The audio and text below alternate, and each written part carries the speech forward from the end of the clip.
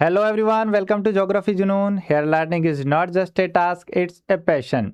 साथियों, industrial geography में हमारे टॉपिक वर्ल्ड्स इंडस्ट्रियल रीजन में only one major country is remaining, that is India. So in this video we will discuss about the industrial regions of India. Video में आगे बढ़ने से पहले आप सभी से रिक्वेस्ट है कि अगर आप चैनल पर नए हैं तो प्लीज़ चैनल को सब्सक्राइब कर लीजिए और अगर वीडियोस पसंद आ रहे हैं तो लाइक कीजिए और शेयर कीजिए. आप में से बहुत से स्टूडेंट्स ऐसे हैं जो रेगुलर वीडियोस देखते हैं बट चैनल को सब्सक्राइब नहीं करते हैं, वीडियोस को लाइक और शेयर नहीं करते हैं. देखिए, एक कंप्लीट डिटेलिंग के साथ एग्जाम ओरिएंटेड वीडियोस आप तक पहुंचाने में हमारे बहुत एफर्ट्स लगते हैं. तो प्लीज़ इन एफर्ट्स को सम्मान देते हुए चैनल को सब्सक्राइब कर लीजिए, वीडियोस को लाइक कीजिए और अदर स्टूडेंट्स के साथ शेयर कीजिए जिससे वो भी इसका बेनिफिट उठा सकें. और इसके अलावा हमारे टेलीग्राम चैनल ज्योग्राफी जुनून पर भी पीडीएफ नोट्स शेयर किए जाते हैं, तो वहाँ से भी आप एग्ज़ाम मटेरियल को डाउनलोड कर सकते हैं और उसका बेनिफिट उठा सकते हैं. तो चलिए बढ़ते हैं हमारे आज के topic industrial region of India की ओर. So let's begin the learning.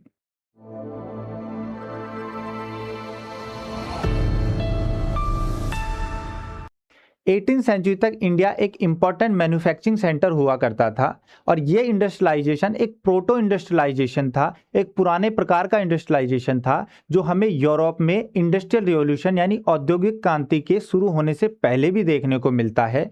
और इंडिया के अंदर textile industry, iron and steel industry, ship building, sugar, oil, butter और साथ में क्राफ्ट्स बनाने का काम बहुत ज़्यादा हुआ करता था.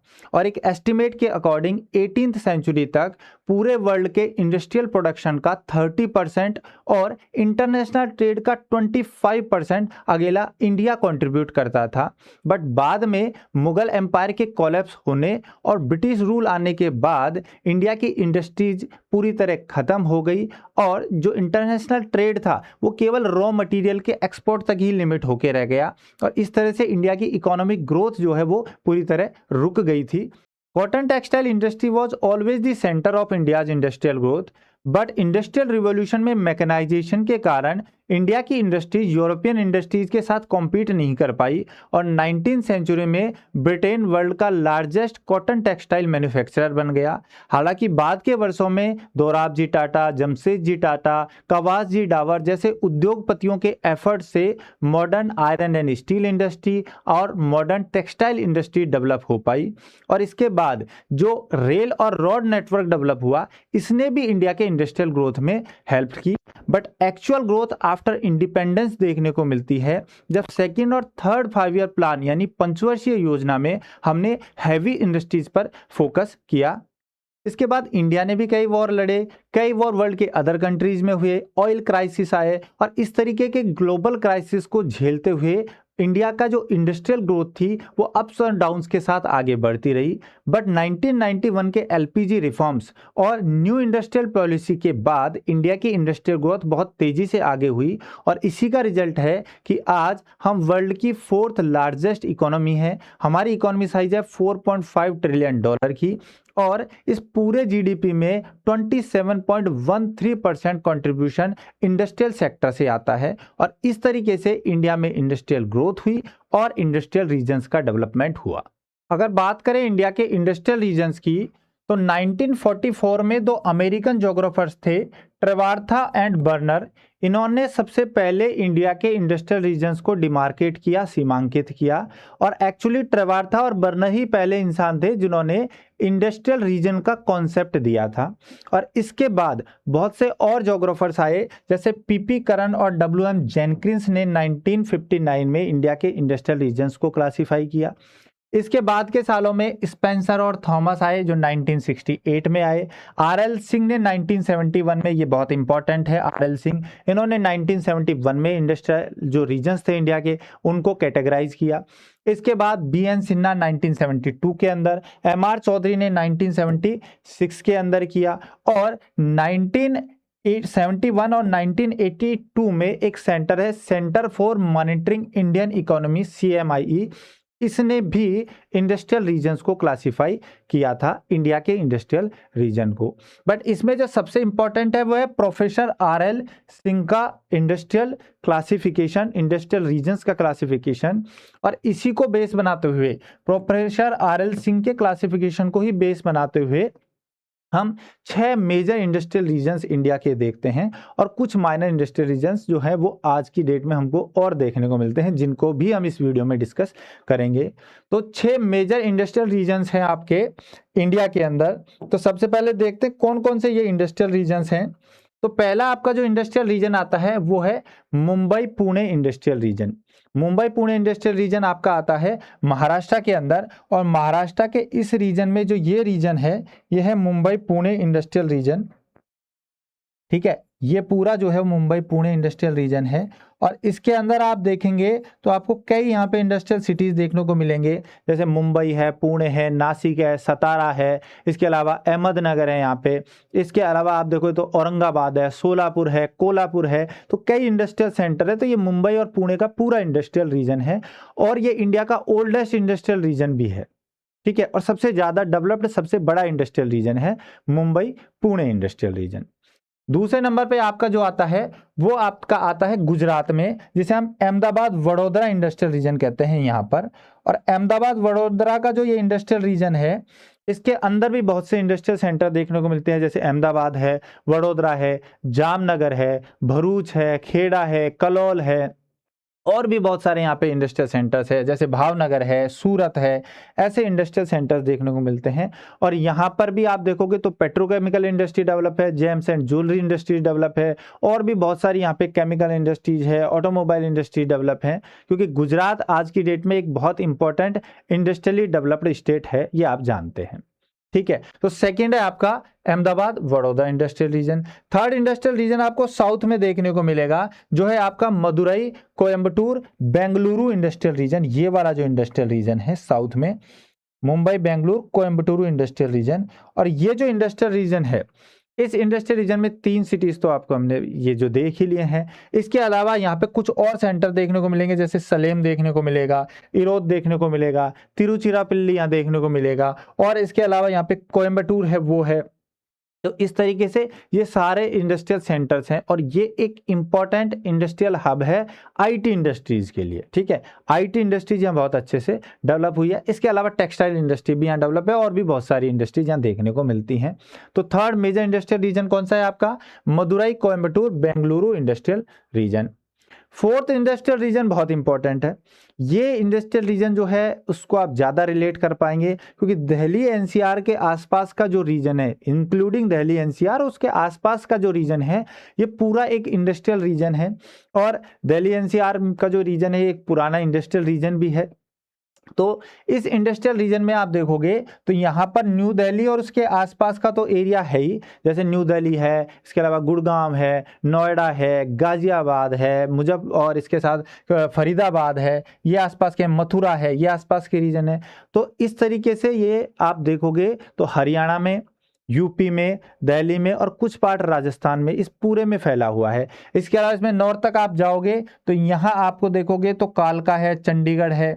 ठीक है, ये रीजन मिल जाएगा। तो इसको पूरे को बोला जाता है आगरा, दिल्ली, कालका, सहारनपुर इंडस्ट्रियल रीजन। देखो नॉर्थ में आपको यहाँ सहारनपुर भी मिल जाएगा। ठीक है, यहाँ सहारनपुर मिल जाएगा आपको, चंडीगढ़ है, इसके अलावा सोनीपत मिल जाएगा, पानीपत मिल जाएगा, और साउथ में आप आओगे तो यहाँ आगरा तक का इधर रीजन मिल जाएगा। तो पूरा जो रीजन है ये एक इम्पॉर्टेंट इंडस्ट्रियल सेंटर है, और इसके अंदर ऑटोमोबाइल इंडस्ट्री भी डेवलप है, आईटी इंडस्ट्री भी डेवलप है, और इसके अलावा केमिकल इंडस्ट्री भी डेवलप है, ऑर्डिनेंस भी है यहाँ पे। तो यहाँ पे भी मल्टीपल वैरायटी ऑफ इंडस्ट्रीज आपको देखने को मिलती हैं।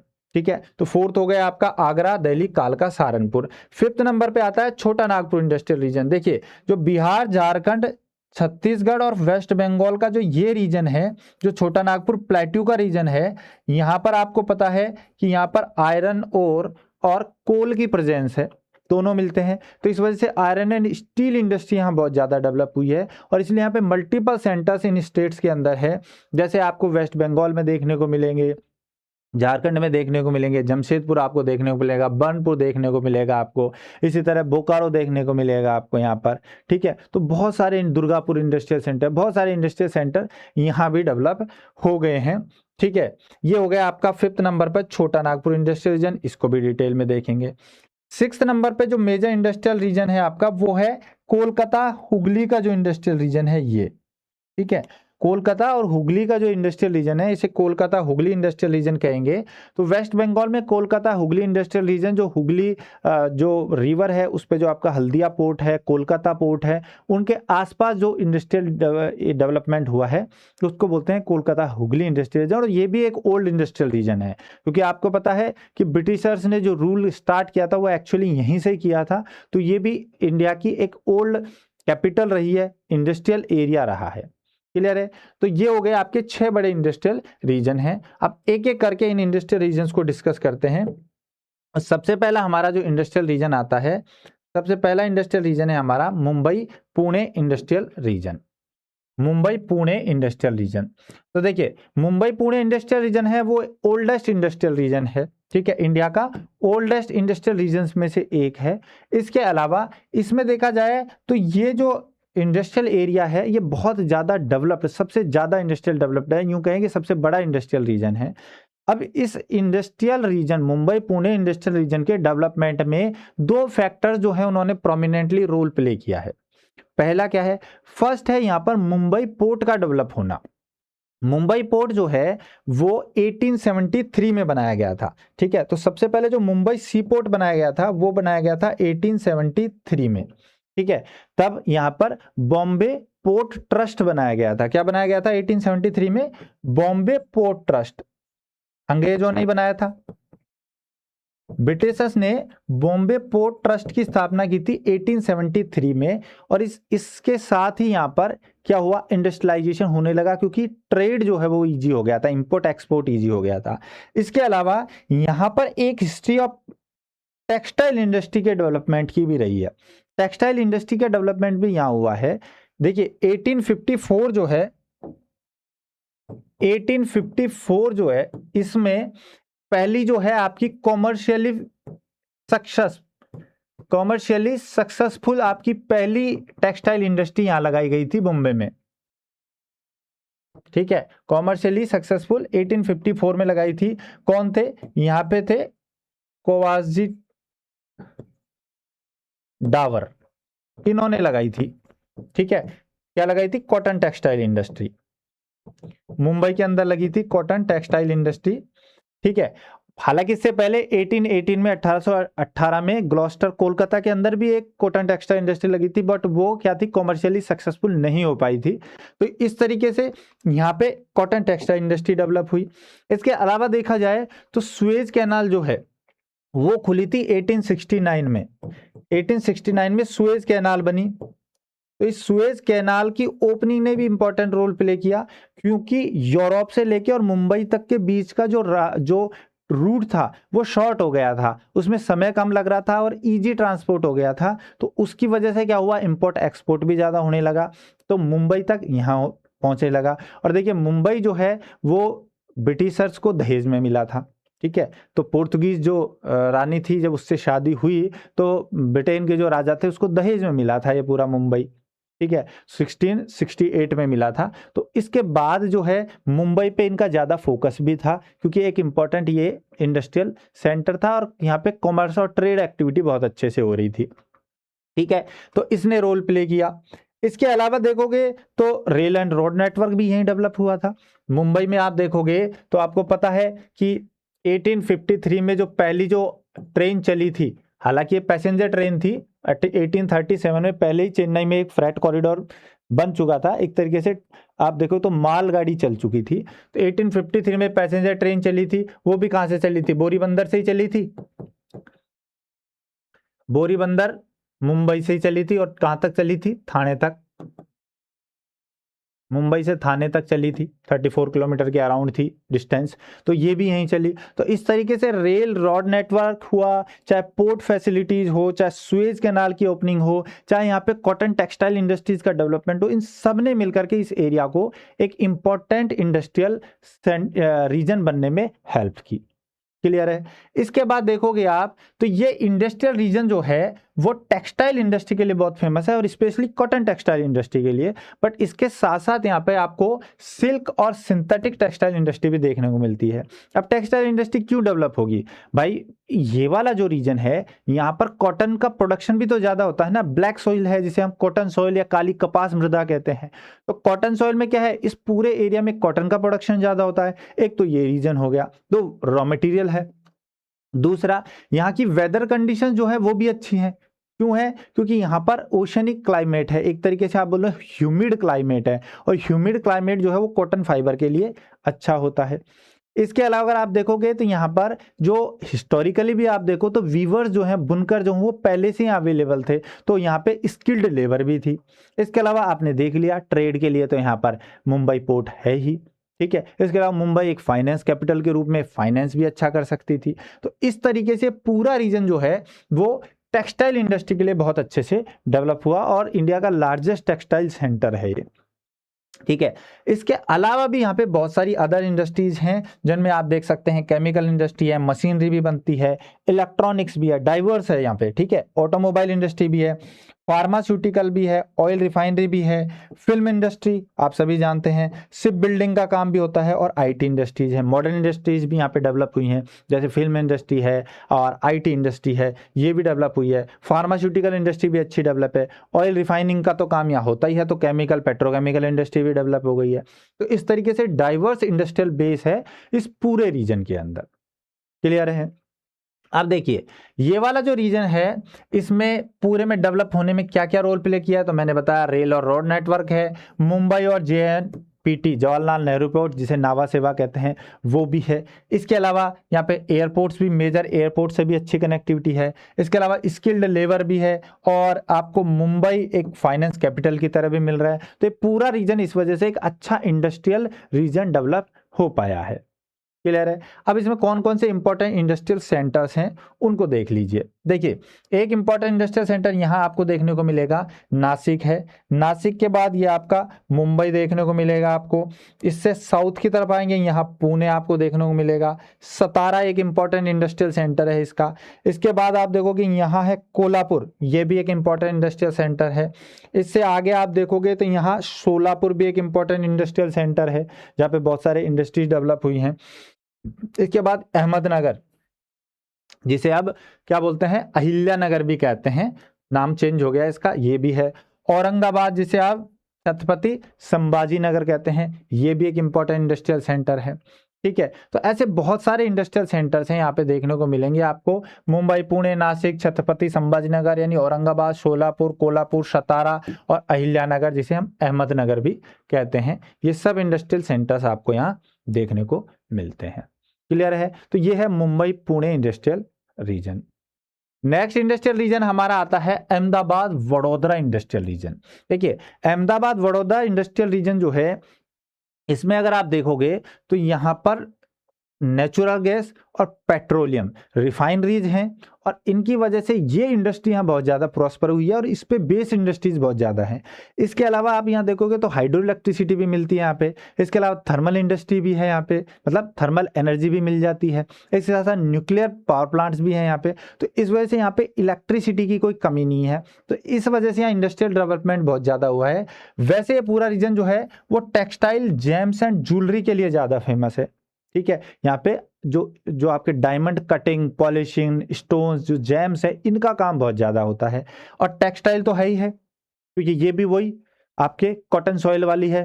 आपके जो पूरा ये जो रीजन है ये पेनिनसुलर रीजन है आपका, ठीक है। तो ये भी आपका क्या है, टेक्सटाइल इंडस्ट्री में है। इसके अलावा chemical industry, pharmaceutical industry, engineering, petrochemical, petroleum, natural gas जैसा मैंने बताया, और renewable energy industries. Renewable energy industries में आपके यहाँ पे बड़े बड़े सोलर प्लांट्स लगाए जा रहे हैं, ठीक है। तो नेचुरल गैस है, पेट्रोलियम है, रिन्यूएबल एनर्जी है, हाइड्रो इलेक्ट्रिसिटी है, सब पे काम हो रहा है यहाँ पे, ठीक है।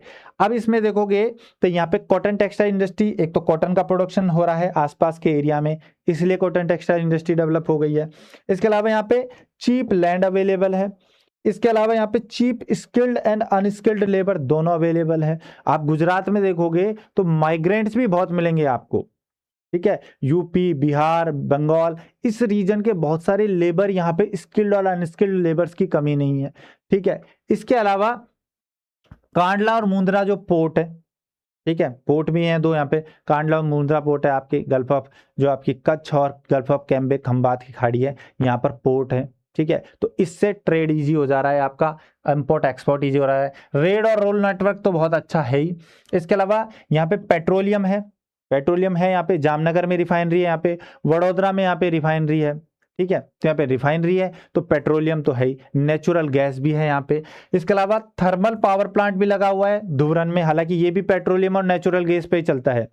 धुबरन जो है यहाँ पे भी क्या लगा हुआ है, थर्मल पावर प्लांट लगा हुआ है, ठीक है।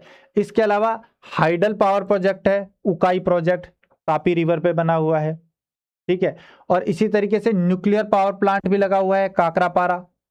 ये सब इसी रीजन में है, आसपास के रीजन में। तो इस वजह से यहाँ पर एनर्जी की कोई कमी नहीं है, ठीक है। और गवर्नमेंट भी बहुत ज्यादा इंसेंटिव और पॉलिसीज के थ्रू, आप गुजरात में देखोगे तो गवर्नमेंट ने भी बड़ा रोल प्ले किया है, बहुत सारे स्पेशल इकोनॉमिक जोन्स बनाए हैं, ठीक है, रेल रोड नेटवर्क बनाया है, पॉलिसीज को बेटर किया है, जो आपका लैंड एक्वायरमेंट है वो भी बहुत इजी कर दिया है। इसके अलावा रोबस्ट इंफ्रास्ट्रक्चर डेवलप किया है, आप सुनते ही हैं न्यूज़ में। हाई लेवल ऑफ एंटरप्रेन्योरशिप है, गुजरातियों का तो भाई बिजनेस एक्यूमेन बहुत हाई होता है ना, बिजनेस माइंड है क्या है, तो उन्होंने अपने आप को बहुत अच्छे से डेवलप किया है, इस वजह से ये रीजन डेवलप्ड है। अब इसमें देखोगे तो इंपॉर्टेंट इंडस्ट्रियल सेंटर्स में अहमदाबाद है, जो टेक्सटाइल और फार्मास्यूटिकल्स के लिए फेमस है। अहमदाबाद है टेक्सटाइल और फार्मास्यूटिकल्स के लिए, और सूरत है आपका टेक्सटाइल, जेम्स एंड ज्वेलरी के लिए, ठीक है। जेम्स एंड ज्वेलरी जो डायमंड कटिंग पॉलिशिंग का काम है। और देखिए डायमंड कटिंग पॉलिशिंग का जो ये काम है ना इस पूरे रीजन के अंदर, ये ऐसा नहीं है कि ये नया काम है, इन लोगों ने ये सेम काम जो है इंडिया के इंडिपेंडेंस से पहले म्यांमार में करते थे ये लोग। बट जब म्यांमार में अनरेस्ट हुआ, वहां पे प्रॉब्लम्स क्रिएट हुई, तो वो वहां से माइग्रेट करके वापस गुजरात आ गए। अब काम ही ये जानते थे तो करते क्या, तो इन्होंने यही काम यहाँ पे स्टार्ट कर दिया, और आज देखोगे तो बहुत लार्ज स्केल पे काम होता है जेम्स एंड ज्वेलरी का। इसके बाद आता है वडोदरा। वडोदरा के अंदर क्योंकि पेट्रोकेमिकल है आपका, क्योंकि आपके पास नेचुरल गैस पेट्रोलियम है, तो यहाँ पे केमिकल और पेट्रोकेमिकल इंडस्ट्री तो है ही, साथ साथ वुलन टेक्सटाइल इंडस्ट्री भी यहाँ पे डेवलप हुई है वडोदरा के अंदर। और साथ में राजकोट आता है आपका, राजकोट के अंदर आपको ऑटोमोबाइल इंडस्ट्री जो है वो और इंजीनियरिंग इंडस्ट्री डेवलप हुई है राजकोट के अंदर। तो ये 4 इंपॉर्टेंट इंडस्ट्रियल सेंटर हो गए, ठीक है।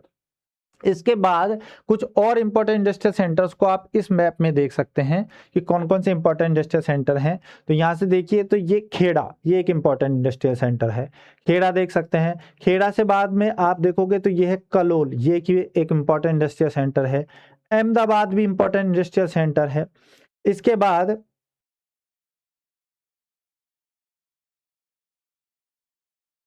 कलोल है और अहमदाबाद है।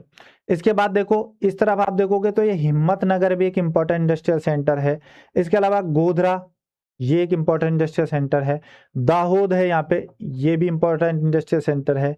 इसके अलावा ये है नाडियाड, ये है आनंद, ये भी इंपॉर्टेंट इंडस्ट्रियल रीजन है।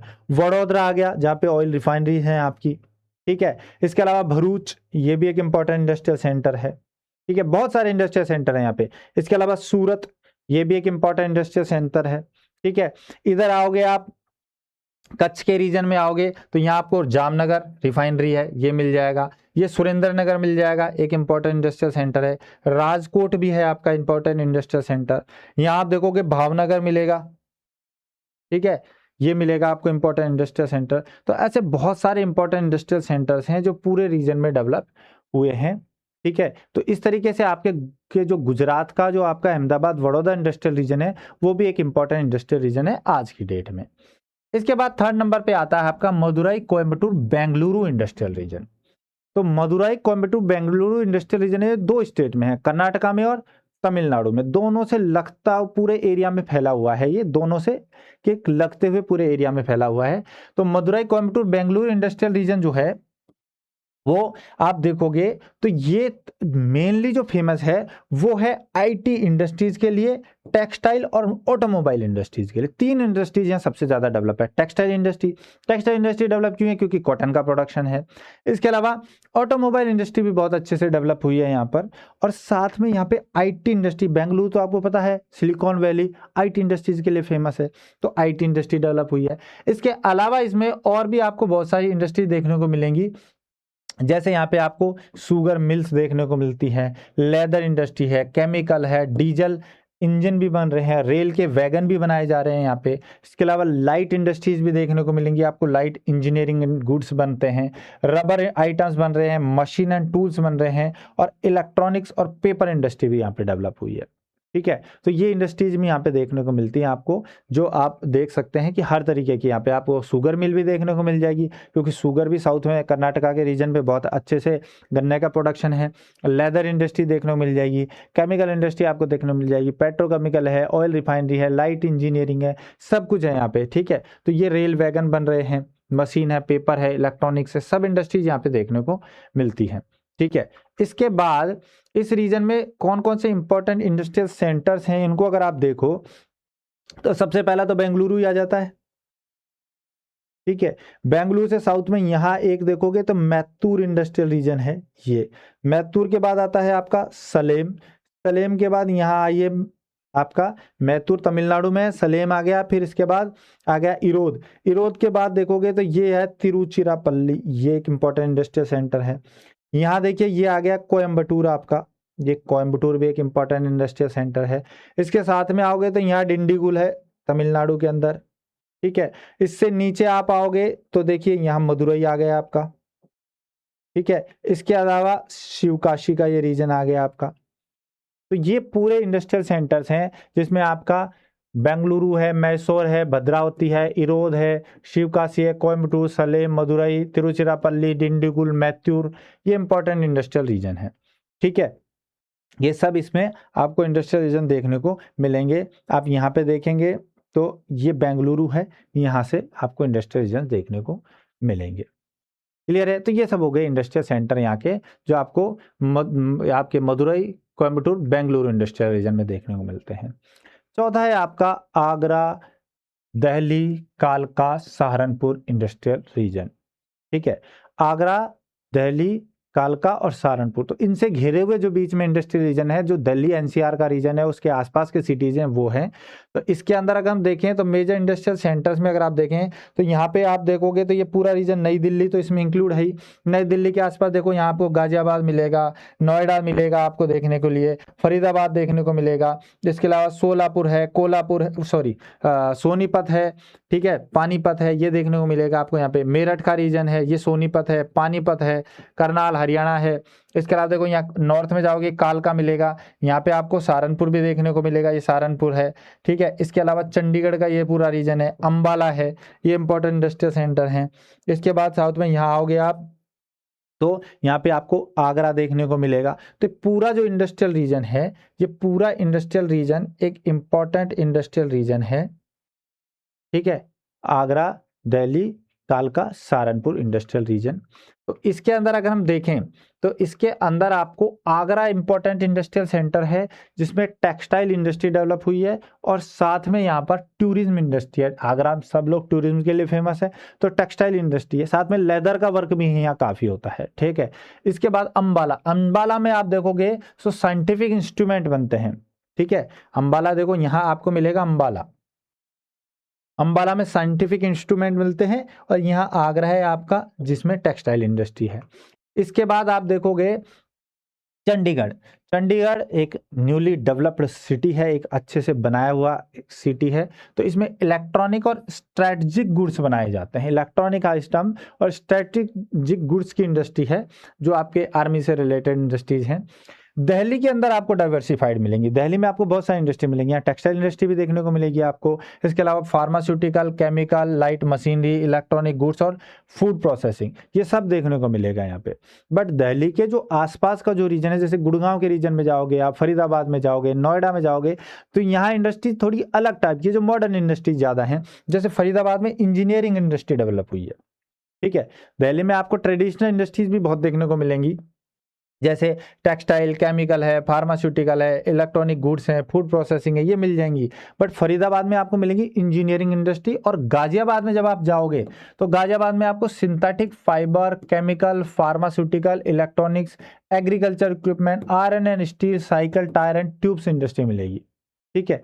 तो ये इंडस्ट्री आपको गाजियाबाद में मिलेगी। गाजियाबाद कहाँ है? गाजियाबाद आप देखोगे, दिल्ली से जब आप इधर जाते हैं यूपी में, तो ये आ गया आपका गाजियाबाद, और यहाँ है नोएडा। तो गाजियाबाद का जो रीजन है, इसमें भी आपको बहुत सारी इंडस्ट्री देखने को मिलेंगी, जिसमें synthetic fibre, chemical, electronic, pharmaceutical है, इसका agriculture equipment, iron, steel, cycle, tyre की है, ट्यूब्स की है, ये इंडस्ट्री है।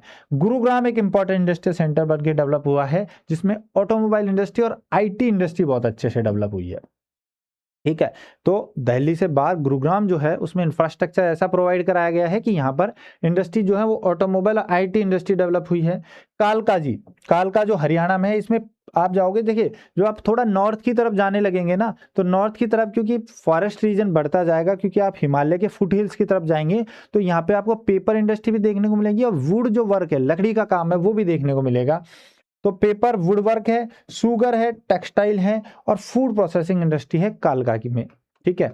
ये है कालका, यहाँ पे कालका देखने को मिलेगा आपको, ठीक है। इसके बाद अगर आप देखोगे तो मथुरा भी एक इंपॉर्टेंट है, इसमें पेट्रोकेमिकल इंडस्ट्री है। मथुरा में क्योंकि पेट्रोलियम रिफाइनरी है, अब रिफाइनरी है तो इस वजह से उस पर बेस्ड जो बाई प्रोडक्ट्स हैं, उनसे जैसे आपके प्लास्टिक जो मिलते हैं, पॉलीमर्स जो निकलते हैं, तो पेट्रोकेमिकल इंडस्ट्री यहाँ पे डेवलप हुई है मथुरा के अंदर। और मेरठ जो है, इसके अंदर sugar and textile industry develop हुई है। मेरठ में शुगर और टेक्सटाइल इंडस्ट्री डेवलप हुई है, क्योंकि यूपी में शुगर का प्रोडक्शन, गन्ने का जो प्रोडक्शन है वो बहुत ज़्यादा है, तो शुगर केन प्रोडक्शन है, टेक्सटाइल इंडस्ट्री है मेरठ के अंदर। इसके बाद नोएडा, ये भी एक इंपॉर्टेंट इंडस्ट्रियल सेंटर है, जो ऑटोमोबाइल एंड इलेक्ट्रॉनिक्स के लिए फेमस है। इधर देखिए आप, गुड़गांव जो देख रहे थे, ये भी ऑटोमोबाइल और आईटी के लिए डेवलप हुआ था, और नोएडा में भी आपको ऑटोमोबाइल और इलेक्ट्रॉनिक्स इंडस्ट्री देखने को मिलेगी। और हरियाणा के पानीपत, सोनीपत भी अच्छे से डेवलप हुए हैं, तो पानीपत में आपको textile industry, chemical and food processing industry मिलेगी। और सहारनपुर में थोड़ा नॉर्थ में जाएंगे तो देखो फिर से पेपर और वुड वर्क स्टार्ट हो गया है। देखिए सहारनपुर कहाँ है, ये देखो, ये कालका है और ये है सहारनपुर का रीजन। तो यहाँ पे जब आप हिमालय के फुटहिल्स की तरफ जाने लगते हैं, तो यहाँ पे पेपर और वुड वर्क स्टार्ट हो गया है, लकड़ी का काम शुरू हो गया है यहाँ पे, है ना। और सहारनपुर में इसके अलावा क्या मिलता है आपको? Sugar and food processing industry देखने को मिलती है। और एक इंपॉर्टेंट इंडस्ट्रियल सेंटर है मुरादनगर, जो गाजियाबाद के पास ही है। यहाँ पे ऑर्डिनेंस फैक्ट्री है, बहुत पुरानी फैक्ट्री है, जहाँ आयुध निर्माण होता है। तो ऑर्डिनेंस का काम कहाँ देखने को मिलता है? मुरादनगर के अंदर। कहाँ पे है ये देखिए गाजियाबाद है, इस गाजियाबाद वाले रूट पे यहीं पे आपको कहीं जो है ये देखने को मिलेगा मुरादनगर। और इस मुरादनगर में देखोगे तो यहाँ पर ऑर्डिनेंस फैक्ट्री है, जो 1940s के 8 के आसपास से ही बनी हुई है, ठीक है। तो ये बहुत पुरानी एक ऑर्डिनेंस फैक्ट्री है, तो ये मुरादनगर में ऑर्डिनेंस देखने को मिलता है, ठीक है। तो इस तरीके से कुछ इंपॉर्टेंट इंडस्ट्रियल सेंटर्स है जो पूरे दिल्ली के रीजन में, दिल्ली एनसीआर के रीजन में, आगरा, सहारनपुर, कालका, चंडीगढ़, इस पूरे रीजन में डेवलप हुए हैं। क्लियर है? इसके बाद आपका पांचवा एक इंपॉर्टेंट जो मेजर इंडस्ट्रियल रीजन वो है छोटा नागपुर। और छोटा नागपुर का जो इंडस्ट्रियल रीजन है, ये देखोगे आप तो बिहार का थोड़ा साउथ पोर्शन ले लो, वेस्ट बंगाल का थोड़ा सा वेस्टर्न पार्ट ले लो, इसके अलावा झारखंड ले लो, छत्तीसगढ़ ले लो, इस पूरे रीजन में छोटा नागपुर प्लेट्यू है।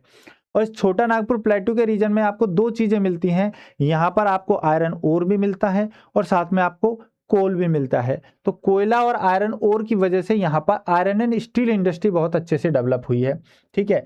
और इस रीजन के अंदर आप देखोगे तो थोड़ा सा एरिया जो है वो आप जब साउथ की तरफ आएंगे तो उड़ीसा के आसपास जो रीजन है वो भी छोटा नागपुर प्लेट्यू के अंदर ही आता है, ठीक है। तो इसमें रीजन में डेवलपमेंट में क्या है, आयरन एंड स्टील इंडस्ट्री जो है वो डेवलप क्यों हुई है? क्योंकि आयरन ओर और कोल है, और इसीलिए इसको रूर ऑफ द इंडिया भी कहा जाता है। इस रीजन को आयरन एंड स्टील प्रोडक्शन की वजह से रूर ऑफ इंडिया कहते हैं, क्योंकि रूर जो जर्मनी का जो रीजन है, यहाँ पे कोयला मिलता है, और यहीं पे जो वेस्टफैलिया का रीजन है, सीगरफील्ड वाला रीजन है जर्मनी का, वहां पे कोल भी मिलता है। ठीक है, रूर में कोल है, आयरन ओर भी मिलता है। ठीक है, रूर में कोल तो है ही, साथ में सीगरफील्ड वेस्टफेलिया की रीजन में आयरन ओर भी मिलता है। तो इन दोनों की वजह से यहाँ पे आयरन एंड स्टील इंडस्ट्री बहुत अच्छे से डेवलप हुई है जर्मनी की, तो इसीलिए इसको रूर ऑफ द इंडिया भी कहा जाता है, छोटा नागपुर का रीजन को। अब इसमें देखोगे कौन कौन से इंपॉर्टेंट इंडस्ट्रियल सेंटर हैं, तो सबसे पहले वेस्ट बंगाल में देख लो। वेस्ट बंगाल में यहां आपको देखने को मिलेगा आसनसोल का रीजन, आसनसोल के अलावा कुल्टी है, आसनसोल के पास ही यहां आपको देखने को मिलेगा बर्नपुर का रीजन है, बर्नपुर भी यहीं देखने को मिलेगा आपको। ठीक है, इसके अलावा यहां आपको देखने को मिलेगा दुर्गापुर। ये important iron and steel industry develop हुई है यहाँ पे। कौन कौन से हमें, बर्नपुर है, कुल्टी है, आसनसोल है, दुर्गापुर, ये तो आ गया वेस्ट बंगाल के अंदर, इसमें आयरन एंड स्टील इंडस्ट्री है। इसके अलावा यहाँ आप जब आएंगे तो इसमें बोकारो के अंदर iron and steel industry develop हुई है झारखंड में। और साथ में आप नीचे जब आप यहाँ आएंगे तो बोकारो के अलावा ये रहा जमशेदपुर। ठीक है, जमशेदपुर में भी iron and steel industry develop हुई है। तो iron steel industry Asansol, Burnpur, Durgapur, Kulti, ये तो वेस्ट बंगाल में। बोकारो और जमशेदपुर किसके अंदर आ जाएंगे, झारखंड के अंदर आ जाएंगे। उड़ीसा में राउरकेला, उड़ीसा के अंदर क्या आ जाएगा, राउरकेला आ जाएगा। तो इसमें iron and steel industry develop हुई है। ठीक है, ये उड़ीसा में है, ये याद रखना। इसके बाद आप देखोगे तो सिंदरी जो है झारखंड के अंदर, इसमें फर्टिलाइजर इंडस्ट्री डेवलप हुई है। ये देखो यहां पर सिंदरी है, ये सिंदरी है, इसके अंदर क्या डेवलप हुआ है, फर्टिलाइजर, इसके अंदर फर्टिलाइजर इंडस्ट्री डेवलप हुई है सिंदरी के अंदर। ठीक है, और इसके अलावा आप देखोगे यहां है चितरंजन, ये चितरंजन है वेस्ट बंगाल का, यहाँ पे लोकोमोटिव्स जो है वो डेवलप हुआ है, मतलब यहाँ पर रेल के वैगन बनाए जाते हैं, रेल जो इंडस्ट्री है वो यहाँ पे डेवलप हुई है। लोकोमोटिव्स बनाए जा रहे हैं चितरंजन के अंदर, जो कि कहाँ है, वेस्ट बंगाल में लोकोमोटिव्स बनाए जा रहे हैं। ठीक है, तो सिंदरी में फर्टिलाइजर है, लोकोमोटिव्स कहाँ है, चितरंजन में है। और एक है खलारी, जो कि झारखंड में है। देखिए खलारी है झारखंड में, ये रहा खलारी। ठीक है, यहीं पे है बिल्कुल, इसके पास रांची से नॉर्थ की तरफ आप जाएंगे तो खलारी है। इस खलारी के अंदर जो है आप देखोगे तो यहाँ पे कौन सी इंडस्ट्री डेवलप हुई है, सीमेंट इंडस्ट्री डेवलप हुई है यहाँ पे। ठीक है, तो छोटा नागपुर प्लेटू का जो रीजन है, इसमें खलारी झारखंड में तो सीमेंट इंडस्ट्री डेवलप हुई है, फर्टिलाइजर सिंदरी में है, और चितरंजन में लोकोमोटिव्स हैं, बाकी iron and steel industry develop हुई है। क्लियर है, तो ये एक इंपॉर्टेंट इंडस्ट्रियल सेंटर है आपका, जो आपने देखा इंडस्ट्रियल रीजन है छोटा नागपुर इंडस्ट्रियल रीजन, जिसे रूर ऑफ द इंडिया भी कहते हैं। अपना 6th अब लार्जेस्ट इंडस्ट्रियल रीजन आता है कोलकाता हुगली इंडस्ट्रियल रीजन। ठीक है, कोलकाता हुगली इंडस्ट्रियल रीजन जो है वो आपको वेस्ट बंगाल में, जो आपका बे ऑफ बंगाल की तरफ का जो एरिया है, यहाँ पर कोलकाता और हुगली पोर्ट के आसपास का जो रीजन है यहाँ देखने को मिलता है। ये देख लीजिए, ये है कोलकाता। ठीक है, और यहाँ आप साउथ में जब नीचे की तरफ यहाँ आएंगे तो यहाँ हल्दिया पोर्ट आपको देखने को मिलेगा, ये रहा, ये हुगली रिवर है, इस हुगली रिवर के साथ साथ आपको देखने को मिलेगा। तो ये रिवर, ये रीजन जो है वो डेवलप हुआ है, क्योंकि ये भी जो है वो इंडिया के ओल्ड इंडस्ट्रियल रीजन्स में से एक है, क्योंकि जो आप देखोगे तो ब्रिटिशर्स की कैपिटल रही है कोलकाता। ठीक है, 1773 से 1912 तक, तो बीइंग ए कैपिटल इसका इंडस्ट्रियल डेवलपमेंट जो है वो अच्छा हुआ है, 1773 से 1912 तक का है। इसके अलावा हुगली रिवर जो है उसने भी एक इंपॉर्टेंट रोल प्ले किया है, क्योंकि हुगली रिवर से आपको इनलैंड वाटर पोर्ट की फैसिलिटी मिली है यहाँ पे। ठीक है, इनलैंड रिवर पोर्ट फैसिलिटी बनी है, और इस वजह से इस हुगली के जो रीजन है इसने एक इंपॉर्टेंट सेंटर का काम किया है, न्यूक्लियस का काम किया है industrial development of this region में। इस रीजन के इंडस्ट्रियल डेवलपमेंट में हुगली रिवर का जो पोर्ट है उसने इंपॉर्टेंट रोल प्ले किया है, क्योंकि ट्रेड, एक्सपोर्ट, इंपोर्ट, जो कॉमर्स है वो इजी हो गया है। इसमें जो मेजर अगर इंडस्ट्रीज की बात करें तो यहाँ पर आपको agro raw material based industries देखने को मिलेंगी। एग्रीकल्चर से जो रॉ मटेरियल प्रोड्यूस होता है उस पे बेस्ड इंडस्ट्रीज है, तो एग्रो बेस्ड इंडस्ट्रीज हैं, जिसमें आप देखिए इन सब के बारे में मैं आपको पहले के जो वीडियोज़ है उसमें क्लासिफिकेशन ऑफ इंडस्ट्रीज़ में पढ़ा चुका हूँ कि रॉ मटेरियल के बेस पर इंडस्ट्रीज़ कैसे होती है। जैसे एग्रीकल्चर पे बेस्ड थी तो एग्रो रॉ मटेरियल थी, मिनरल्स पे बेस्ड थी तो माइंस पे बेस्ड इंडस्ट्रीज़ थी, ऐसे। तो agro raw material based industries में जूट, देखो जूट प्रोडक्शन बहुत ज़्यादा होता है वेस्ट बंगाल में, तो जूट टेक्सटाइल की जो इंडस्ट्री है वो बहुत अच्छे से डेवलप हुई है। इंडिगो नील की खेती होती है, बहुत पहले से होती आ रही है, तो इंडिगो बेस्ड। कॉटन का प्रोडक्शन होता है तो कॉटन टेक्सटाइल इंडस्ट्री डेवलप हुई है। चाय का प्रोडक्शन भी होता है, टी का प्रोडक्शन भी होता है, तो यहाँ पे टी बेस्ड इंडस्ट्रीज भी हैं। ठीक है, जब वेस्ट बंगाल में नॉर्थ की तरफ जाएंगे आप, दार्जिलिंग की तरफ, तो टी प्रोडक्शन भी होता है। इसके अलावा यहाँ पे कोल और आयरन ओर से बहुत नियरनेस है। छोटा नागपुर प्लेटू का रीजन है तो आपको कोयला और आयरन ओर इजीली मिल जाता है। इसके अलावा बिहार के आसपास का जो रीजन है यहाँ पे आपको चीप लेबर भी देखने को मिल जाएगी। और हुगली रिवर है, गंगा रिवर है, तो अबंडेंस ऑफ वाटर भी है, वाटर की भी कमी नहीं है। इसके अलावा एक्सपोर्ट फैसिलिटीज आपको मिल जाएगी कोलकाता और हल्दिया पोर्ट से।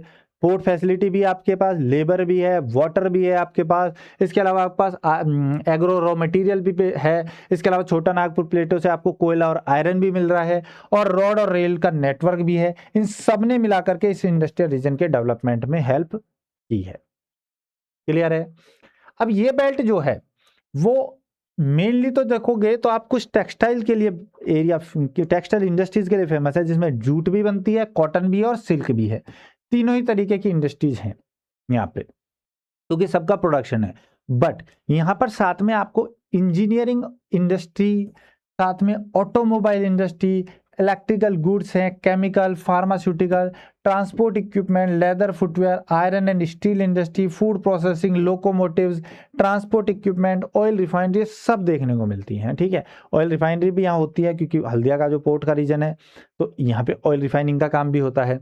इसके अलावा लेदर इंडस्ट्री भी है, ऑटोमोबाइल इंडस्ट्री भी है, इंजीनियरिंग इंडस्ट्री भी है, ठीक है, पेट्रोकेमिकल भी है, केमिकल इंडस्ट्री भी है। तो मल्टीपल टाइप ऑफ इंडस्ट्रीज आपको यहाँ देखने को मिलेगी। आपको ट्रांसपोर्ट इक्विपमेंट भी बनते हुए दिखाई देंगे, तो वो सब यहाँ पे है। और इसके जो मेन इंडस्ट्रियल सेंटर वो तीन ही है आपको देखने को मिलेंगे। एक तो कोलकाता है, एक यहाँ हल्दिया है, और एक तीसरा है हावड़ा। ठीक है, हावड़ा ब्रिज का आपने सबने नाम सुना है। तो हावड़ा, कोलकाता और हल्दिया, ये तीन इंपॉर्टेंट इंडस्ट्रियल सेंटर हैं जो आपको कोलकाता हुगली इंडस्ट्रियल रीजन के अंदर देखने को मिलते हैं। क्लियर है? तीन है यहाँ पे, कोलकाता, हावड़ा और हल्दिया इंडस्ट्रियल रीजन। तो तीन इंडस्ट्रियल रीजन आपको यहाँ देखने को मिलते हैं। तो ये थे आपके 6 major industrial regions of India.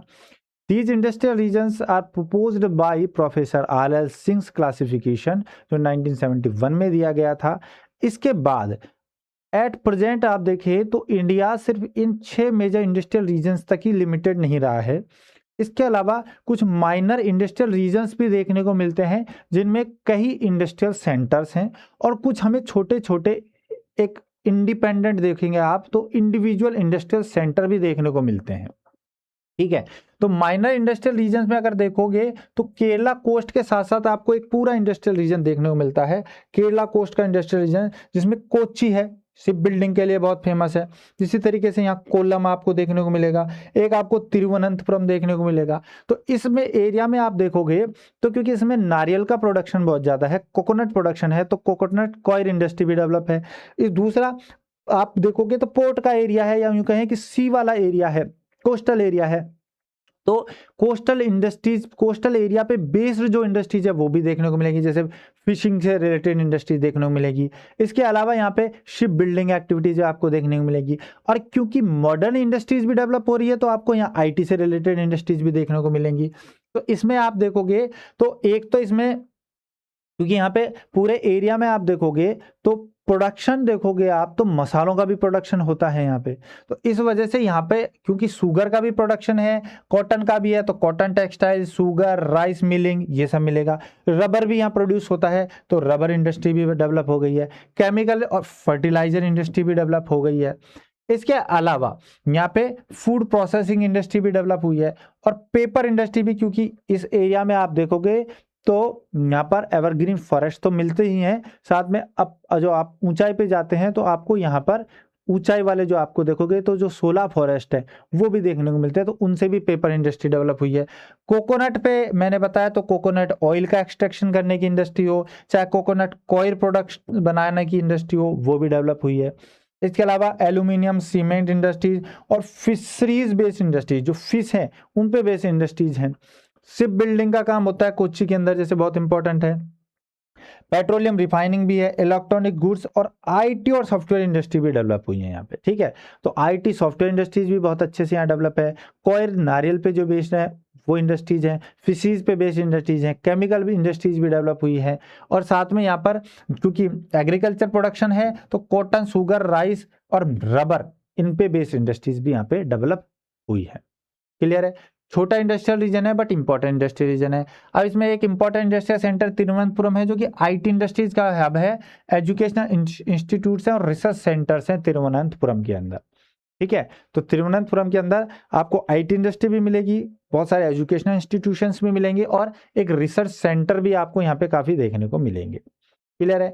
But अगर आप बात करें कोल्लम की, तो कोल्लम में देखिए काजू का उत्पादन है, तो कैश्यू जो है उसके प्रोसेसिंग का वर्क बहुत ज्यादा होता है। काजू यानी कैश्यू जो है उसकी प्रोसेसिंग का काम है। और इसके अलावा यहाँ पे कॉयर इंडस्ट्री बहुत अच्छे से डेवलप हुई है। कॉयर से मतलब है हमारा जो कोकोनट शेल जो होती है ना, जो नारियल का शेल होता है, उससे जो फाइबर निकलते हैं, उन फाइबर्स को प्रोसेस करके ये लोग क्या बनाते हैं, इससे रस्सियां बनाते हैं और चटाइयाँ बनाते हैं, ठीक है। ऐसे बहुत सारी चीज़ें बनाने का काम करते हैं कॉयर इंडस्ट्री। तो कॉयर इंडस्ट्री डेवलप हो गई है। कोच्चि के अंदर आपको शिप बिल्डिंग और पेट्रोलियम रिफाइनरी है, तो पेट्रोलियम रिफाइनिंग मिलेगी। तो जो पेट्रोलियम रिफाइनिंग कोच्चि में, तो यहाँ पे पेट्रोकेमिकल इंडस्ट्री भी डेवलप हो रही है। ऑयल रिफाइनरी है यहाँ पे, तो ऑयल रिफाइनरी की वजह से ऑयल पेट्रोकेमिकल इंडस्ट्री भी डेवलप हुई है। तो कोच्चि हो गया, कोल्लम हो गया और तिरुवनंतपुरम हो गया, ये 3 इंपॉर्टेंट इंडस्ट्रियल सेंटर है यहाँ पे केरला कोस्ट के साथ। इसके अलावा एक है आपकी आसाम में, जो आसाम वैली का जो इंडस्ट्रियल रीजन है, जो ब्रह्मपुत्रा वैली का जो रीजन है, इसके अंदर भी आपको मल्टीपल इंडस्ट्रियल रीजन्स जो सेंटर्स हैं वो देखने को मिलेंगे। So Assam valley industrial region is also an important industrial region, even it is minor industrial region, but Assam के इंडस्ट्रियल डेवलपमेंट में इस रीजन का बड़ा इंपॉर्टेंट रोल है। इसमें देखोगे तो जो ब्रह्मपुत्र वैली का जो रीजन है, अब अच्छा यहाँ पे प्रोडक्शन क्या होगा, तो इस रीजन में एक तो देखो टी वाला है, तो आसाम टी के लिए फेमस है, तो टी इंडस्ट्री होगी। साथ में जूट का प्रोडक्शन है, तो जूट टेक्सटाइल है। फूड प्रोसेसिंग भी है, पेपर इंडस्ट्री भी है, सिल्क टेक्सटाइल भी है। और क्योंकि आसाम के अंदर डिगबोई क्या है, ऑयल एक्सट्रैक्शन हो रहा है, रिफाइनरी भी है, तो ऑयल रिफाइनरी का भी वर्क हो रहा है। पेट्रोकेमिकल भी उसी पे बेस्ड बन जाएगी। प्लाईवुड इंडस्ट्री भी डेवलप हो जाएगी, ठीक है। और केमिकल इंडस्ट्रीज भी डेवलप हो जाएगी, ठीक है। तो इस तरीके से केमिकल, पेट्रोकेमिकल, ऑयल रिफाइनरी, और क्योंकि नॉर्थ की साइड है तो पेपर पल्प इंडस्ट्री भी डेवलप हो जाएगी और प्लाईवुड भी डेवलप हो जाएगा। जूट का और टी का प्रोडक्शन है, और यहाँ पे बहुत सारी अदर फूड्स जो एग्रो रॉ मटेरियल है वो है, तो फूड इंडस्ट्री डेवलप हो जाएंगी यहाँ पे।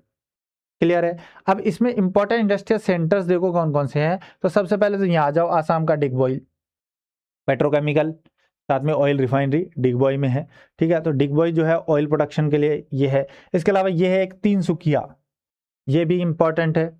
तीनसुकिया के बाद आप आ जाओ डिब्रूगढ़, ये भी एक इंपॉर्टेंट सेंटर है, ठीक है।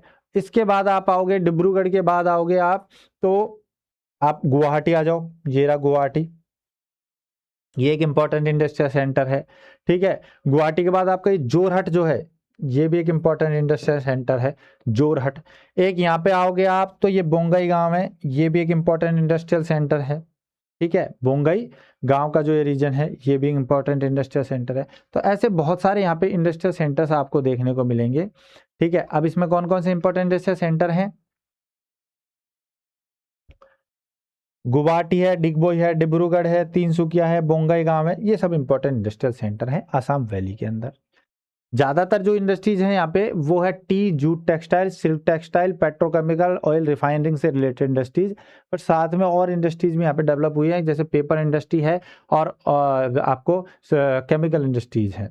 इसके बाद देखो इंदौर उज्जैन, एमपी का ये रीजन, ये भी एक इंपॉर्टेंट इंडस्ट्रियल रीजन बन गया है, छोटा है बट इंपॉर्टेंट है, उज्जैन और इंदौर का इंडस्ट्रियल रीजन, ठीक है। तो यहाँ पर कॉटन टेक्सटाइल और फूड प्रोसेसिंग इंडस्ट्री है, केमिकल, इलेक्ट्रॉनिक, इंजीनियरिंग और गुड्स इंजीनियरिंग गुड्स इंडस्ट्रीज है यहाँ पे, ठीक है। इंदौर और उज्जैन के इस पूरे रीजन के अंदर भी इंडस्ट्रियल डेवलपमेंट हुआ है। नेक्स्ट है नागपुर वर्धा इंडस्ट्रियल रीजन, ये एक और बन गया है महाराष्ट्र के अंदर। आपका मुंबई पुणे इंडस्ट्रियल रीजन तो था ही, बट आप इसके साथ साथ नागपुर का जो रीजन है जो थोड़ा सा नॉर्थ ईस्ट की तरफ हो जाएगा, तो वो भी नागपुर वर्धा इंडस्ट्रियल रीजन भी है। यहाँ पे भी कॉटन टेक्सटाइल इंडस्ट्री डेवलप हुई है, केमिकल है, food processing engineering industries develop हुई है यहाँ पे भी। ठीक है, तो ये भी एक इंपॉर्टेंट इंडस्ट्रियल रीजन है नागपुर वर्धा का। इसके बाद विशाखापट्टनम गुंटूर इंडस्ट्रियल रीजन, ये भी बड़ा इंपॉर्टेंट इंडस्ट्रियल रीजन है। ठीक है, कुछ बुक्स में आपको मेजर इंडस्ट्रियल रीजन जो है उनमें आपको 8 इंडस्ट्रियल रीजन देखने को मिलेंगे, उसमें ये इंडस्ट्रियल रीजन भी इंक्लूड है और केरला वाला जो है केरला कोस्ट का इंडस्ट्रियल रीजन वो भी इंक्लूड मिलेगा। ठीक है, तो क्योंकि हमने RL सिंह के क्लासिफिकेशन को देखा तो हमने 6 रीजन देखे, 2 को हमने माइनर में रखा है। विशाखापट्टनम गुंटूर इंडस्ट्रियल रीजन जो है, इसको आप देखोगे तो 2 इंपॉर्टेंट इंडस्ट्रियल सेंटर्स के चारों ओर बना हुआ है, ये विशाखापट्टनम और मछलीपट्टनम, और दोनों ही पोर्ट है। ठीक है, तो विशाखापट्टनम और मछलीपट्टनम, देखिए ये है विशाखापट्टनम, ये पोर्ट है, और एक ये है आपका मछलीपट्टनम, ये पोर्ट है। तो विशाखापट्टनम और मछलीपट्टनम पोर्ट है बे ऑफ बंगाल में, आपके ईस्टर्न कोस्ट ऑफ इंडिया पे, तो इसने इनके इंडस्ट्रियल डेवलपमेंट में हेल्प की है। ठीक है, और साथ में यहाँ पे देखोगे तो एग्रीकल्चर और मिनरल बेस्ड आपको रॉ मटेरियल काफ़ी मिलेगा इस एरिया में। एग्रीकल्चर प्रोडक्शन तो है, साथ साथ मिनरल बेस्ड भी है, तो इस वजह से भी इसका डेवलपमेंट हुआ है। ठीक है, और एक चीज़ और आप देखिए कि जो ये वाला जो रीजन है, इसके अंदर आप देखोगे तो यहाँ कृष्णा केजी बेसिन का रीजन है, और इस केजी बेसिन के रीजन में कोयला भी मिलता है आपको। ठीक है, तो इस वजह से यहाँ इंडस्ट्रियल डेवलपमेंट में कोयले का भी रोल रहेगा। और सेम ऐसा ही आपको आप देखोगे तो जो हुगली कोलकाता वाला जो आपका जो रीजन था, कोलकाता हुगली रीजन में जो दामोदर वैली है, वहाँ पे जो कोल का प्रोडक्शन हो रहा है उसने भी इंपॉर्टेंट रोल प्ले किया है। ठीक है, ये हमारा शायद मिस हो गया आपको बताना। देखो कोलकाता हुगली का जो इंडस्ट्रियल रीजन है, इसमें आप देखोगे तो दामोदर वैली का जो रीजन है इसमें नहीं आया है,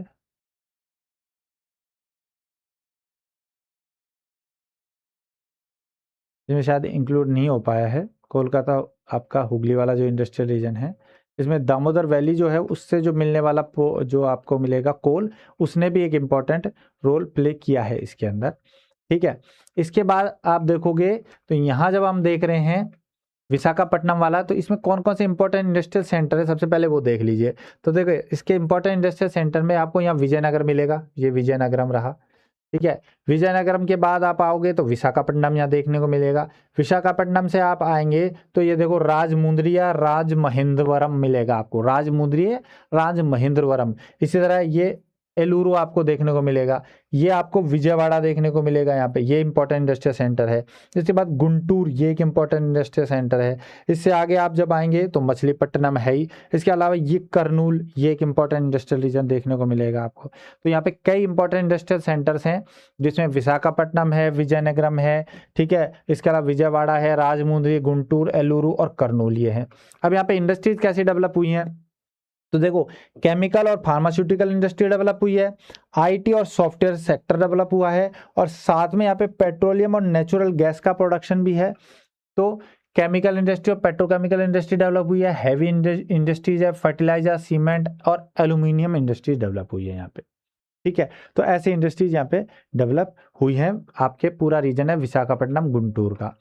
इसके बाद आ जाओ, एक आपका इंडस्ट्रियल रीजन ये है जो माइनर इंडस्ट्रियल रीजन पंजाब में डेवलप हुआ है, जो पंजाब में अमृतसर, जालंधर, लुधियाना का जो पूरा रीजन है यहाँ पे। अब यहाँ पे आप देखोगे तो स्पोर्ट्स गुड बहुत ज्यादा बनते हैं। ठीक है, लुधियाना का रीजन है, स्पोर्ट्स गुड है। कॉटन और वुलन टेक्सटाइल इंडस्ट्री भी डेवलप हुई है यहाँ पे। ठीक है, और लुधियाना जालंधर के रीजन में ये चीजें डेवलप हुई हैं, स्पोर्ट्स गुड और cotton woollen textile industry. Hosiery जो इंडस्ट्री है, पोशाक जो बनाने का काम है, वो भी डेवलप हुआ है।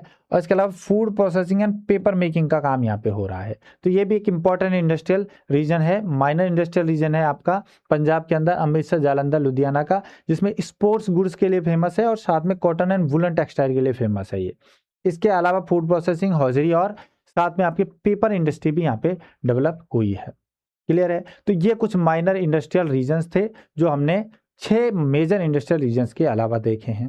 क्लियर है, तो ये आपको समझ में आ गया होगा कि जो RL सिंह का क्लासिफिकेशन था, इस पे बेस्ड तो हमने 6 बड़े इंडस्ट्रियल रीजन्स को देख लिया है, और कुछ नए इंडस्ट्रियल रीजन डेवलप हुए हैं जो माइनर इंडस्ट्रियल रीजन्स हैं, तो उन पे भी आप देखोगे तो आपको कुछ इंपॉर्टेंट इंडस्ट्रियल सेंटर देखने को मिलेंगे और कुछ इंपॉर्टेंट इंडस्ट्रियल सेंटर जो है वो इंडिविजुअली भी डेवलप हुए हैं, जो आप पूरे इंडिया में आप देख सकते हैं। क्लियर है? तो इस तरीके से ये आपका टॉपिक कंप्लीट होता है इंडस्ट्रियल रीजन्स ऑफ इंडिया, और इसी के साथ हमारे इंडस्ट्रियल ज्योग्राफी का टॉपिक वर्ल्ड्स इंडस्ट्रियल रीजन भी कंप्लीट होता है, जिसमें हमने 8 बड़े इंडस्ट्रियली डेवलप्ड कंट्रीज को पढ़ लिया है। नेक्स्ट वीडियो में हम मिलेंगे इकोनॉमिक ज्योग्राफी में, और उसमें हम जो रिसोर्सेज हैं उसको कंप्लीट करेंगे। हमारा टॉपिक है रिसोर्सेज का, जिसमें हम नेचुरल रिसोर्सेज को देखेंगे, यानी कि हम मिनरल रिसोर्सेज से सबसे पहले क्लास को स्टार्ट करने वाले हैं। So till then stay connected, keep learning and subscribe the channel. Thank you so much.